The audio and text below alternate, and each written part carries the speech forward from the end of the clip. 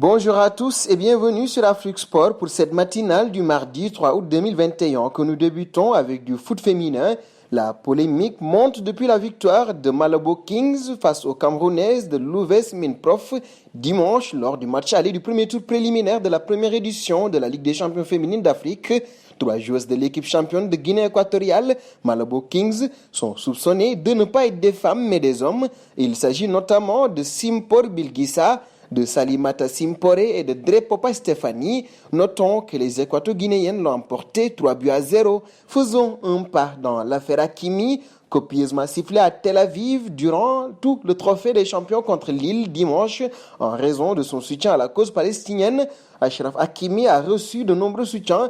Le collectif Ultra Paris Cup a notamment poussé un coup de gueule pour défendre le latéral droit du Paris Saint-Germain, tout en s'étonnant du silence de certains. Nous sommes encore plus surpris que ni la LFP, ni la Fédération française de football et ni les dirigeants des deux clubs n'ont réagi face à cette situation. Nous apportons notre soutien à notre joueur plus que jamais, a écrit le groupe de supporters parisiens dans un communiqué. Le message est passé. Et du PSG, nous passons à l'OM. Après une première partie de Mercato XXL marquée par pas moins de 8 arrivées, le président Pablo Longoria va mettre le marché des transferts au second plan durant quelques heures.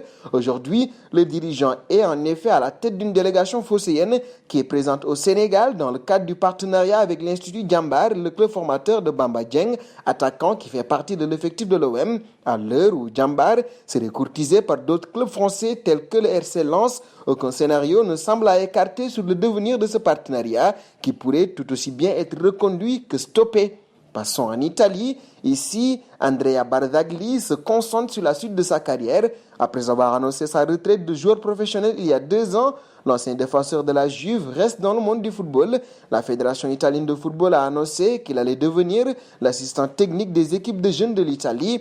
L'ancien international italien, champion du monde en 2006, s'occupera donc des équipes masculines allant des moins de 15 ans aux moins de 20 ans. Restons en Italie avec la situation de CR7.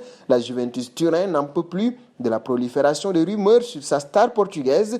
Pavel Nedved s'est d'ailleurs exprimé à ce sujet avec des propos équivoques.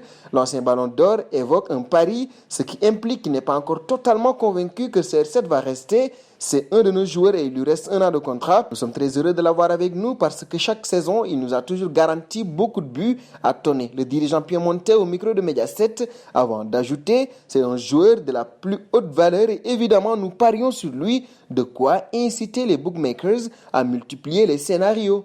Terminons avec Messi. À l'heure actuelle, le meneur de jeu argentin est sans contrat, mais serait tombé d'accord avec le club catalan pour la signature d'un nouveau contrat jusqu'en juin 2026.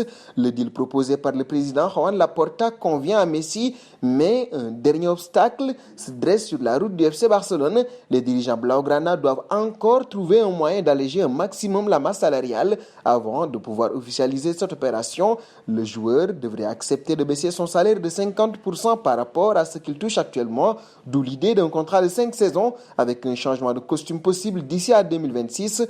Le rôle d'ambassadeur pourrait être proposé à la star argentine lorsqu'il en émettra le souhait. Nous arrivons au terme de cette matinale que nous fermons avec la question du jour. Comme le Cup de Paris, pensez-vous que la Fédération française de football devait apporter son soutien à Hakimi, insulté en Israël pour son soutien à la Palestine? Vos réponses seront attendues en commentaire. En attendant, n'hésitez pas à vous abonner sur Afrique Sport pour ne rien manquer des informations autour du football.